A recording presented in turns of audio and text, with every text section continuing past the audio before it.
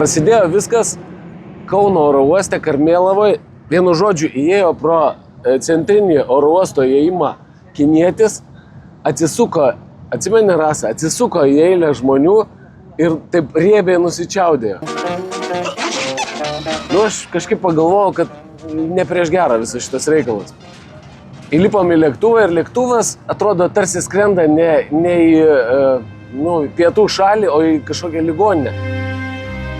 Nes visi kosėjo, visi snargliuoti ir net jaučia dabar, į ką man tai viskas išsivertė. Vienu žodžiu, aš atsiminiau, kas buvo prieš 5 metus, tą didįjį kaukių balių. Ir kaip tada sustojo visas aviasusisiekimas ir iš visas pasaulis buvo uždarytas. Ir tokia truputėlį negerų nuojauta persmelkė mane. Nu ir aš dabar sėdžiu ir galvoju, kad iš tikrųjų žmonės, kurie liko Lietuvoje, jie yra žymiai geresniai pozicijoje negu mes čia esantis, nors atrodytų visai kitaip yra. O aš jums pasakysiu kodėl. Todėl, kad jeigu atsitiktų taip, kad nutrūktų aviasusisiekimas su mūsų gimta lietuvėlė, tektų eiti pieškom.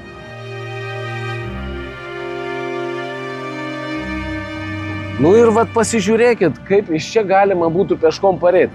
Aš iš tikrųjų, aš pasižiūrėjau, pasiėmęs telefoną, pasirodo iki Lietuvos, jeigu eiti ne visai tiesiai, o taip kaip eitum pieškom, tai būtų 5000 kilometrų. Nu ateik, Rasa, parodyk, vat kaip atrodytų atėjimas iki Lietuvos nuo šitos vietos. Nu, tarkim, Kaunas, Lietuvos širdis. Nu ir pasižiūrim, pėsčiomis pareiti Lietuvą. Aš manau, kad tu nenueitum nei 1 kilometro, pasižiūrėtum į tą dykumą ir pasakytum savo broliai, sesės, mano kojos iš čia neišeis. Pasižiūrėjau aš tą maršrutą, neįtikėtina. Nueini iki Izraelio, eini per Gazos ruožą, tada keliauji, reiškia, į viršų iki Juodosios jūros per Turkiją. Tada plauki per Juodąją jūrą palei Krymą, išlipi Ukrainoje, per visą Ukrainą eini, per Baltarusiją. Taip, per Baltarusiją, per sieną kažkokiu būdu reikia perlipti, jeigu lietuviai dar neatidarė. Vienu žodžiu, kad atsirast Karmėlavoje kokioj arba Garliavoje, tai turėtum, kaip rašo, 2 mėnesius kelio, bet aš manau, kad čia idealiausiom sąlygom, jeigu tu Lietuvoje eitum. Vienu žodžiu, misija neįmanoma. Bet dabar įsivaizduok, čia man reiktų eit ir už šito kalno būtų dar vienas kalnas ir taip toliau.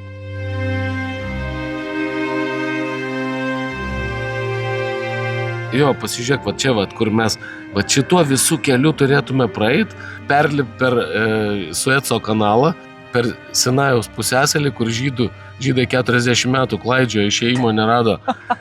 Mes čia per mėnesį. Ne, tai čia realiai skirta kelios dienos šitam keliui mum. O googlininkai neprigooglino. Ateik biškiras, pažiūrėk.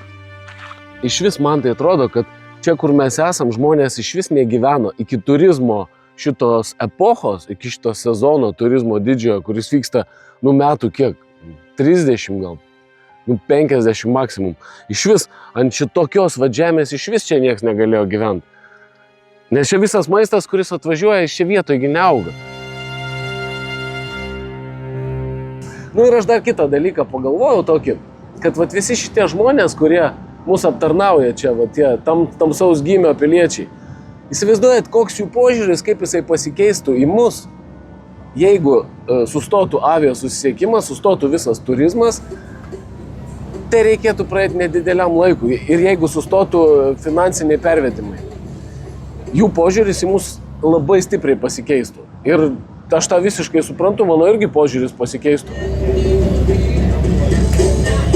Tie baltieji žmonės iš tų pusdievių taptų tokiais pusbomžiais, kurie net nesugeba elementariai savim pasirūpinti šituose kraštuose. Nežinau. Aš kai pagalvoju, kad per šitą žemę reiktų eit.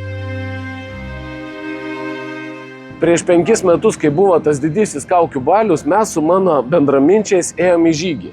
Žygis buvo iš Šilutės į Kernavę. Praėjom 350 km. Aš jums pasakysiu, kad einant netgi Lietuvos žaliais laukais, kur šiaip savi žmonės yra, kur tu užeisi bet kurį namą, tau duos atsigert, eini, rasi pavėsi. Ir tai 35 km ėjimo peškom šiaip va tokiu, maždaug tokiu oru, tai yra absoliuti riba. Viena diena buvo, kai mes su mano draugu Barzda, Tomai, sveikas, linkėjimai tau, nuėjom 45 km iki Rambino kalno, nuo tam tikros vietos, o gal net ir 50. Nu, aš jums pasakysiu, kad praėjus 50 km gyvenime nieko nebesinori, nors tai yra Lietuva, ta prasme, savi kraštai ir atsigerti yra ko, ir pavalgyti yra ko, ir pasislėpti nuo kaitros yra kur. Einant čia per šitą dykumą, aš manau, čia 10 km absoliuti riba, jeigu tu dar žinai, kad tu sustojęs kažką gausi.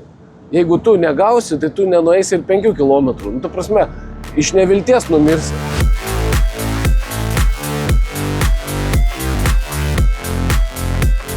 Nu, gerai, mes, tarkim, lietuviai, rusai, lenkai, ukrainiečiai, baltarusiai, visi tie postarybiniai žmonės, jie tokie matė daug ko vėtyti ir mėtyti, jie kažkaip dar biškiai išgyventų, bet va, tie vakariečiai, visi vokiečiai, švedai ir taip toliau, man atrodo, nu, totalios amebos būtų, nieko nesugebėtų padaryti. Ir aš sakau, nenorėčiau, kad taip atsitiktų, bet aš tuos tamsius žmonės suprasčiau, jeigu jų požiūris ne į gerąją pusę pasikeistų, nes jų pozicija šiandien, jie nieko neblogesni už mus yra iš tikrųjų. Taip sutapo, kad ta vakarietiška moderni civilizacija mus pasirinko kaip pinigų turėtojus, o ne juos. Nu, bet jie čia geriau prisitaikė yra ir aš manau, kad jie taptų dideliais viršininkais, kokiais dabar esame mes, turintys pinigų. Žiaurus dalykas. Man tai kaip aš pažiūriu vietinius žmonės, tai atrodo, nu, vat kaip mes sakom, kokia graži Lietuva, kaip pasilgau Lietuvos, bet ar jie gali pasilgti savo šalies? Nes jų šalis atrodo lygiai taip pat kaip gretima šalis. Nu, gal mes kažko nežinom, bet man tai čia, ar tu kokiam Tunise, ar kokiam Alžyre, ar čia vienodai viskas. Įkaitų žemė, viskas. Čia laisvai galima Apollo misiją filmuoti. Gražioje šalyje mes gyvenam, lietuvėliai. Eini, tai upelis, tai šaltinėlis, tai kur pavėsis po medeliu atsisėst, pažiūrėkit čia. Nu, gali už tos atsisėst, bet kol neįkando į užpakalį gyvatė arba skorpionas. Gražioje šalyje gyvenam. Ir tai, kad kartais pasninga, tai čia baik. Aš tai galvoju, rinkčiausi tokį variantą, kad kokiu nors būdu jūrą nuplaukti iki kokios jo Graikijos, pavyzdžiui, ar Italijos, ir jau tais krikščioniškais keliais keliaut į viršų tenais, pavyzdžiui, per Italiją, Austriją, per Slovakiją. Jau Lenkijoje atsidūręs iš vis skaitytųsi, kad praktiškai Lietuvoje esi. Nu, aš tai įsivaizduoju, va tas atėjimas į Lenkiją būtų neįtikėtinas. O dar kaip pagalvoju, nuo kokios Krokovos tada iki Ukmergės rajono. Ir aš taip, žinot, žiūriu va dabar į jūrą, kas plukdytų per tą jūrą krizės atveju. Nu, šitie žmonės to nedarytų vien dėl to, kad aš jiem neturėčiau ko užmokėti. Ir šiaip įveikti 1000 km per jūrą, ar kiek ten tų kilometrų yra, nu, irgi reikalas. Čia dabar taip atrodo, kai tu turistas čia, vat, kaip čia sakė vienas mūsų kapitonas, kaip DiCaprio atsistojęs prieki laivo, jis keliauja. O tuo atveju būtų tokia graži svajonė, man atrodo. Kitų variantų aš nežinau, iš vis kaip iš tos skylės įsikrapštyti. Todėl aš pagalvojau, kad va, tie žmonės, kurie likę Lietuvoje, nors ir kaip jiems šiandien yra sunku, ir sniegas, ir daug kas trukdo, bet jie žymiai geresniai pozicijoje negu tie, kurie, tarkim, 1000 km už Lietuvos yra 2 ar 5, kaip mes, o gal kiti ir 10 000 km. Ir sugrįžti yra praktiškai neįmanoma. Ir čia, nu, ta prasme, galima juokai sakyti, bet tektų mokytis čia vietinius papročius, man atrodo, ir lik čia gyvent, ko labai nesinorėtų. Tai va, lietuviai, linkėjimai jums, geriau būkit Lietuvoje, nors ir apsnigti.